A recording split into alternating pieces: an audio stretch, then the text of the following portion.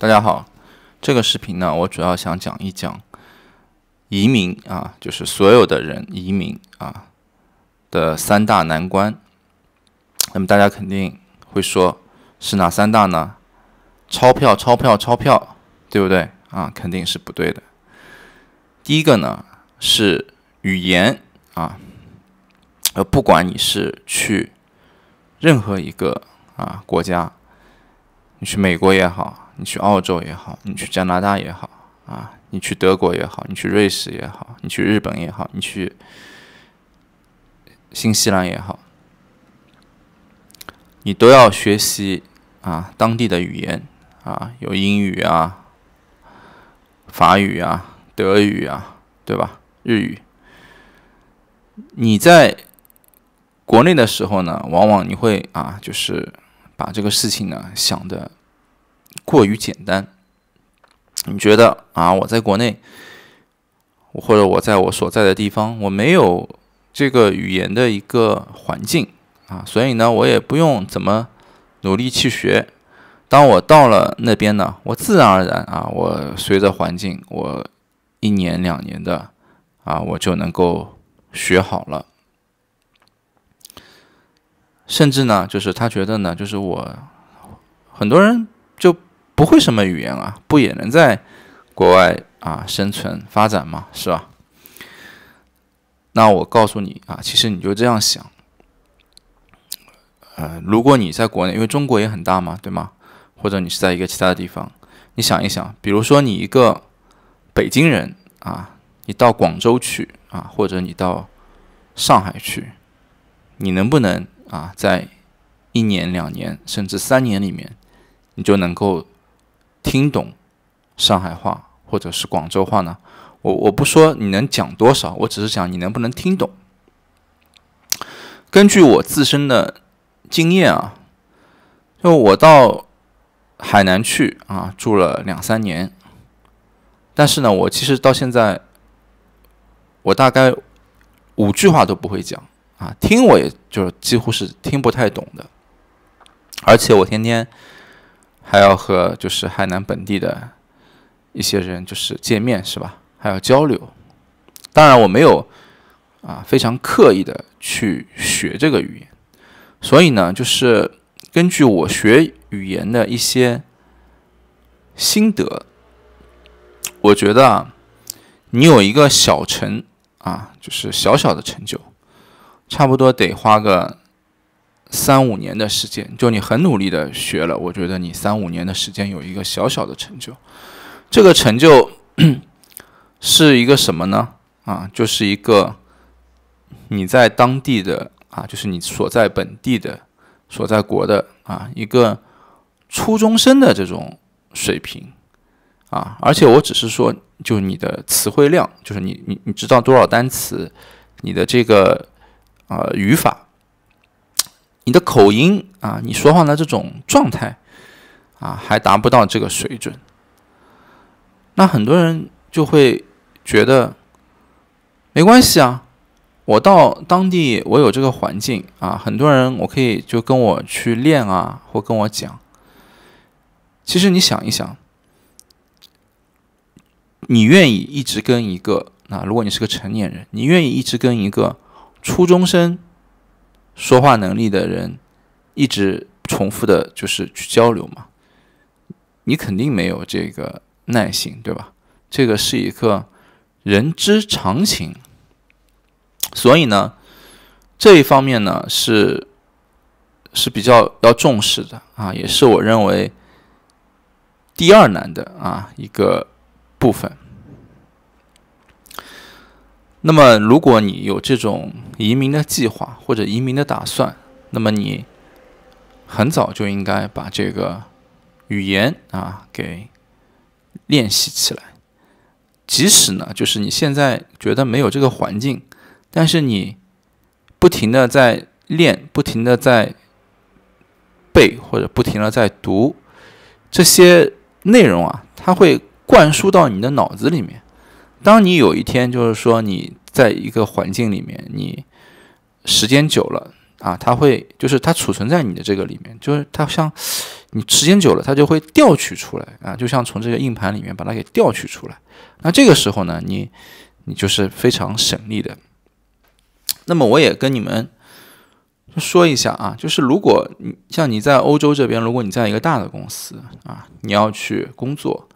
那么呢，他这个语言的要求是什么？就他跟你面试，他问你一堆的问题，只要你啊一个回答不上来，那你就被 pass 了，就是你就得不到这份工作，就是这么严格啊。那很多人可以说，他说那我去小公司啊，那小公司很多人家也是，就是用一些家族一些朋友啊，对吧？他轮不到你，是不是这个道理？好吧，所以我说语言呢，就是说，一定要重视啊，要最重视。这个涉及到你每天日常的生活，跟你今后的发展啊，是特别重要的。因为你有语言，你才能交到朋友啊，你才能就是了解本地化的东西，对吧？那现在呢，好在就是也有很多学习语言的那些手机软件啊，也有手机这种智能手机的功能很强大，不再像以前你需要背一个书，一大包书，对吧？所以呢，就只要你有恒心有毅力啊，你有这个移民的想法，那你开始就应该行动起来啊，每天行动起来。第二点呢，就是说工作啊，我觉得工作这个也是一个是排在第二难的。工作呢，就很多人他觉得就是就我在国内的时候呢，就是我是什么销售我是什么市场部门的我是什么中层管理人员，或者我是一个高层的这个管理人员。高层的管理人员呢，其实说实在的，我觉得他也不需要着急，对吧？因为他肯定有很多钱。那么中层的管理人员呢，那么他觉得呢，就是我到就是海外来我要求低一点我在国内我赚2万块我来这边我只要求赚1万块，这样的事情还不行吗？对吧？他会这么想的。那我告诉你，现实是很残酷的就我所认识的就是一些中层的管理人员语言方面也是可以说还可以吧，但是他到了海外来，他做什么呢？他酒店里面在咖啡店里面做一个就是服务员。这种工作呢，其实对于很多原来在国内做中层管理人员的人，他肯定是觉得接受不了的，对吗？他觉得就这个是不行的就像曾经就是我跟一个朋友我们一起去日本就是玩，然后呢聊着呢，就这个朋友呢，他之前也有一些想移民的一些想法他觉得日本的这个空气不错环境也不错是吧？看就待人好像觉得还是就是有素质。然后呢，我就告诉他，我说如果你就是来这里呢，你可能就是唯一能够就是工作的，就是你可能就得做一个普通的这种工作者在餐厅里面工作，或者做一个这种就是手动的这种劳动的活。那他一听他马上就不愿意了，他觉得这种活我怎么能干我肯定不行的所以他后来就大包小包买了很多吃的，买了很多一些品牌又回去这个国内了，对吧？但他一到国内了，然后过了没多久呢，他又开始又说了，哎呀，我又要移民我又要怎么样？这种人特别多。其实10个移民的人，就是说要移民的人当中，最后可能成功的只有半个，因为这个需要一种极大的毅力去完成这件事情。那我们还是说回来，说工作这个事儿。工作这个事儿呢，就是说很多人呢，他解决了前面的语言的问题他可能比如说高中就来了，或者说他这个大学就来了啊，他花了很大的时间和精力，那么呢，他也有当地的认可的这些本科的学历啊、硕士的学历啊，然后他想去找一份工作，那这个时候呢，就会发现一些问题。这个我一说，其实大家都知道，尤其在美国就你要找一份能够给你出这个居留权的这种工作，一般别人是不太愿意的，对吧？因为这个特别繁琐，而且就是花时耗力的。就人家干嘛能够招一个本地人不招一个就是你呢，是吧？要给你办这些手续，而且呢，往往呢就是他会很失望他觉得就是我也学了一个这个硕士这个研究生，然后呢找工作找一个想就是好一点的工作就是能够留下来的这么难，找一个这种差一点的工作呢就是勉强吧，就是我要求待遇也很低，然后我就为了这个一个这种居留权比如说在美国，我就算了，就忍忍吧，忍几年那个公司就是又特别的不满意就是好像觉得自己呢还是大材小用了，然后呢忍受了很多不平等的这种待遇。事实上呢，这个绝对是真实的，就是因为你的这个不管是语言，即使你学了5-6年你也不是你的母语，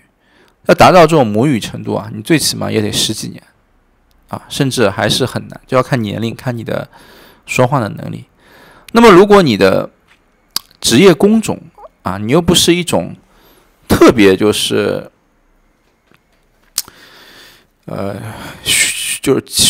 需求的人才比如说什么呢？你说我一个写电脑程序的这个电脑工程师，对吧？有经验的，那这种呢，其实是亚洲人的强项，就我们能够心静下来，在这就是可能不停的做这个工作做很久，那可能就是西方人他就不太愿意这样，他就觉得他好动，是吧？这种是一个，就是你要有你的优势。第二个呢，就是你像现在就是其实印度人他也非常的能够努力吃苦，所以呢我们看到很多这种计算机的这种行业，包括很多公司的这种主管都是印度人，他比你卖力因为什么呢？就是随着中国就是它比前几十年肯定是经济取得了巨大的成就这种生活的潜移默化的变化呢，它会导致你就是你没有你的先辈，就我们跟我们父母比起来，跟我们爷爷奶奶比起来，肯定没他们能吃苦，对吧？你按照我爷爷奶奶说的话我能够就是有口饭吃有一个衣服穿，我就觉得已经是天大的幸福了。你按照我父母的话说我们小时候条件不好吃这个也没有，吃那个也没有，过年才能吃什么你们现在天天这样吃已经很好了，很幸福了，对吧？所以到了我们这一代我们就没有他们能够吃苦。但我们再看看我们的下面的什么90后00后我觉得他们也没有我们能吃苦，对吧？所以就是我觉得这就是确实就是随着这个生活的水准就往上提高了呢，就你变得没有那些人能吃苦。像我们这边的这些印度人开的餐厅他们都是7天几乎就是只休息半天或者1天，别人一般都要休息2天，而且就是真的他卖的价格什么非常的有竞争力，反正就是他是一门心思的就是努力的工作，对吧？所以这个是一种竞争，就是你觉得你自己挺努力的，挺能吃苦的但是海外其实去移民的人有很多就是国家的，对吧？很多国家的就是人家都能够吃苦就是都能够卷，然后呢其实你从国内出来，或者你从什么台湾啊、什么香港啊这些地方，你要移去这些国家，你的家庭条件啊，其实是一般都是不差的，都是有这个钱的，对吧？就你花了这个几十万啊、上百万的去学习啊，或者说你就移过来啊，你说你要去工作，你去跟那些就是本身可能他们没有这些积蓄的人啊去竞争在工作这个岗位上啊，其实是很难的啊，因为你没有他们这个能吃苦。反而我发现什么呢？就是现在啊，不是中层的这种中等收入家庭啊，就是那些高收入的啊，那些富豪的啊，就是有钱人的这些子女啊，那可能因为这些富一代们啊，但有些富一代呢，他还是有这种居安思危的想法。他在培养他的后代的时候呢，啊，他就知道啊，就是钱来之不易啊，他就从小让他吃苦啊、耐劳啊，所以这些人反而非常的优秀，非常的努力啊，能够吃苦啊，能够就是承受很大的工作的压力。然后呢，比起那些普通低收入的家庭的人呢，他们又更有这种人际关系上的这种社交的能力啊，所以这些人啊，就是在海外工作，往往他们能够获得一些好的工作岗位啊，这个是真的啊，这个就是我接触一些酒店吧，一些酒店的这个中层管理者啊，其中有一些是华人，然后呢，我们就沟通啊，这个就是一聊天啊，你就能感觉到这个人的他的这种说话的这种修养啊，他的做事的这种条理性、这种逻辑性，他接待你的态度啊，这种就是不卑不亢、有逻辑、有顺序，是吧？所以就是你立马能够感觉到这个人的他的家庭的这种环境啊，就是肯定是很优越的。那么沟通了就是多了以后啊，你就发现确实啊，人家其实出来工作呢啊，真的就是为了实现自己的爱好和实现自己所学的，是一种理想啊，并不是说他缺这个工作的钱，对吧？所以呢，就是我觉得呢，有些人就包括我看到一些新闻里面啊，就是跑到润去美国的润到哪里的，能找一份就是由那些华人老板，我们的同胞们给你开的工作，给你一份收入其实你吃点苦付出多一点努力，这个真的也不能算是一种剥削这是一种已经是给你机会了，你知道吗？就像我经常在我之前的这个移民的视频里面，我就讲过，你要吃苦，你还是要有这个机会的不是说你跑过来，你就说想吃苦，你就有这个机会，对吧？这是别人给你机会，你要珍惜这个机会。现在的就是我觉得年轻人吧，比我更年轻的这些人20岁左右的，他们其实不太了解，因为什么呢？父母在家里面把他们惯着了都觉得就是好像别人对你好是应该的，其实远远不是这样所以呢，就是在找工作的方面这是一个相当大的一个难题他很多人就是最后呢，在这一关面前呢，他没有办法放下他的自尊心，放下他的身段他也没有，就是他左想右想，觉得哎呀，我搞了半天，我就为了在这生存下来，我也没有达到一个什么我所说的那种就是很优质的这种生活这个水平也没有太好嘛，算了，我还是走吧这种人很多也是最后呢，就是怎么说没有留下来的一个很大的原因。那么第三个呢，就我觉得难关呢就是我们可以说了高深一点，它就是一个价值观的问题；说了就是简单一点、通俗一点呢，我觉得就是一个融入的问题。那很多人都说的什么我们要融入就是他就是觉得呢，就是比如说他在亚洲吧，或者在我们的国家也好，或者他是在别的地方也好，他觉得我们亚洲人就是一种什么样的一种形象呢？比较没有那么自信没有那么的就是自由，对吧？然后没有什么 passion， 没有热情没有激情这种感觉，所以他觉得就是我到了西方我就是自由我就是好像我热爱这种自由，我热爱这种制度我热爱这里的这种文化他就跟这些老外跟这些西方人，他觉得就是我就这么交流我就是我一无所有的保留，我就完全投入的热情去爱你们，他是这种思维的这种状态。那么我发现这种融入的程度怎么样呢？就许多人可能他当面他跟你就是笑一笑觉得你这人挺有意思的，对吧？但其实呢，他背后就觉得你这个人其实是一个非常就对他来讲没有价值的人，对不对？因为你所说的这些东西，人家生来就已经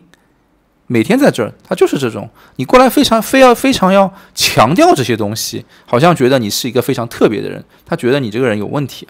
是不是这样？反而我观察下来就是保留他自己的一些这种价值观这种文化观这种程度保留一些自尊心，保留一些自信的这些人，他反而在社会当中他生存得很好我就举一个很简单的例子就是我们这儿有一个开广东餐厅的一个广东的阿姨，她一句英语也不会说，她一句这个西班牙语也不会说，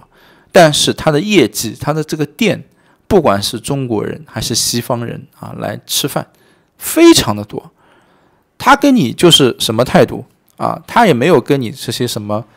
西方的这些什么绅士什么礼仪她不懂，因为她年纪很大了嘛，她跟我外婆我觉得差不多大，人家就一点，我东西做得好吃，对吧？就你过来，就像我们去他店里面，他一看中国人来了，绝对就是先给我上。人家老外觉得这很正常，这阿姨给你点赞，对吧？觉得这个很正常。但是呢，老外他跑过去，他就是要吃他这个东西他就觉得这个菜，不过我也话说回来，他做的真的好吃，就是那种几十年的那种纯正的味道我觉得真的是很难的。然后呢，我们去我们就很乐意给他做翻译就他如果一些人跑来就是点菜，他不懂他就所有的客人都乐意去帮他做翻译。但是人家做到的就是什么？就是良心就是吃的东西绝对的给你做好，然后呢这个量很足，东西很干净他并没有就是说就是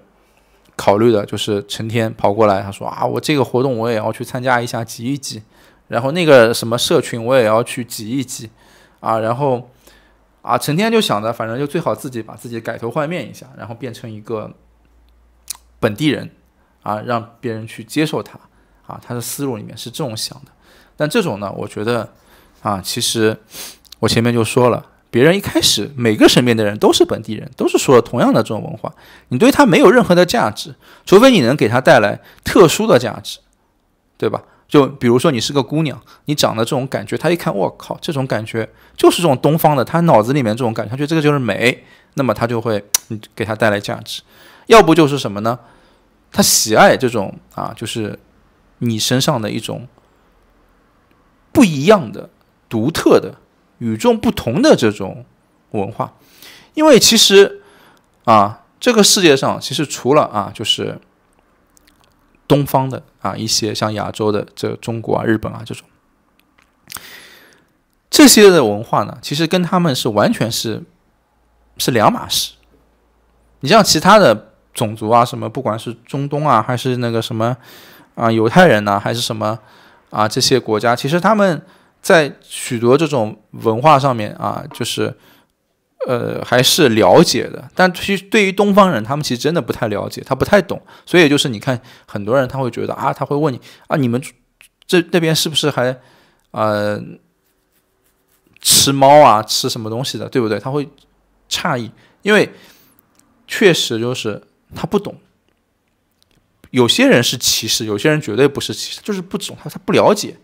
啊。所以这种隔阂呢，就是你如果啊，就是一味的你说一种奴才的样子，一种低声下气的这种样子啊，这个啊，其实大概率你是很难融入的。我讲实在的啊，就是该有的一种礼仪啊，有些东西你不懂，你不会，别人不会啊，就是说把你就区分的看待啊。为什么呢？因为他知道你，他一看你他就知道你就不是一个本地人，对吗？这个是很正常的事情。但是世界上很多同样的普世的东西，这个你要遵守，对吗？就前面我说的，比如说吃猫，你到马路上抓了个猫吃了，这肯定是不行的。这个你也不会有这样的人，对吧？所以我说，就是你其他的啊，就是你不一定就是你一定要完全顺着啊，就是你见一个人，你就要顺着他说，然后你就要好像毫无目的的投降啊，然后把自己说的贬低一番啊，把自己的文化说的一文不值啊，然后整天说啊什么什么这个别人好，这个人家最看不起了。尤其是那些高领域的啊一些就是人群啊，因为人家就人看多了嘛，人家有这种判断，甚至你都不用说什么话，你几个动作，你几种感觉啊，这种我觉得人家就能看得明白。那么我觉得呢，这个概括起来就是说，你要保留自己的特点，你要保留自己的个性啊，然后呢，选择你想就是接受的文化去接受，对吗？就像我在这边，我做摄影，那很多人跑过来，他喜欢我的风格，喜欢我的照片 ，OK， 那我们就做个朋友，我们就做这个生意，是吗？如果你不喜欢我的照片，你不喜欢我的风格，我一味的去啊，我说我要变成你这个风格，你喜欢的，我要去改变，有意义吗？没有意义，因为你失去了你自己，你失去了你自己以后，其实你就什么都没有了，那别的还有什么意义呢？对吗？然后呢，就是关于这个融入的方面呢，还有啊，就是说，这个呢，我觉得是一个说的是一个过分的啊，就是说你忘却了你自己所有的东西。那还有人呢，就是说他完全啊，他就按照就是自己的那种思维来，他在一些就是行为上呢，他是很自私的啊，他绝对的就是说利己的啊，他把一些就是我们一些社会当中不好的一些这种东西呢，就是带过来。那么他觉得呢，他钻这种小聪明啊，那他在这种情况呢，啊，那在这里呢，就是你去移民呢，这个是很难的，因为就本来你就是个移民啊，就是别人一般愿意就是跟你接触啊，都是抱着一种尝试性的状态，对吧？所以呢，就是他对你的要求啊，就是他对你的这种感觉，他肯定是一种防御性的，他不是说你一来啊，嗨，我特别想跟你交朋友啊，你太好了，你太棒了，我爱死你了，有这种事情吗？不可能，是不是？你就想你在马路上看到一个老外，你可能这样子去对待他吗？所以呢，就是说，你如果再有一些啊，他认为这个事情你做的非常糟糕的，比如说你不守信用，比如说你过分的自私，比如说你考虑的一些问题啊，都是非常愚蠢的。就举个很简单的例子吧，比如说你上这个车啊，然后你不让女士先走啊，你就拼命往里面挤，赶车赶得来不及了，你就急吼吼的等在那里啊。这些事情虽然这种小的细节啊，或者说有什么事情，你动不动就是一个谎言，你就撒谎，你不诚实啊。或许你觉得这个事情，讲真话会有损你的颜面，对吧？但是你这么做了，你不诚实啊，然后被别人发现了啊，这种情况呢，那他就啊，你就很难的这个融入，你身边的朋友会越来越少啊，你就不会有更多的这种机会啊。所以呢，就是总的来讲呢，我觉得3点啊，就是说一个呢是语言，第二个呢是工作，第三个呢就是价值观融入的问题。那么这3点呢，就是我觉得我讲的基本已经挺清楚了啊，这3个也是相辅相成的，对吧？但是我认为最难的呢还是第3点，因为这个呢它是一个与生俱来的，就价值观的问题啊，你可能几十年的一种状态，你完全很难的去改变。有可能就是你在这边已经几十年了，但是有一些事情你还是会有一种就保持你自己原有的一种风格的一种看法，对吧？好吧，那这个视频我就先讲到这里，希望对大家能够有帮助啊。那如果大家觉得有什么意见，也可以给我留言，谢谢。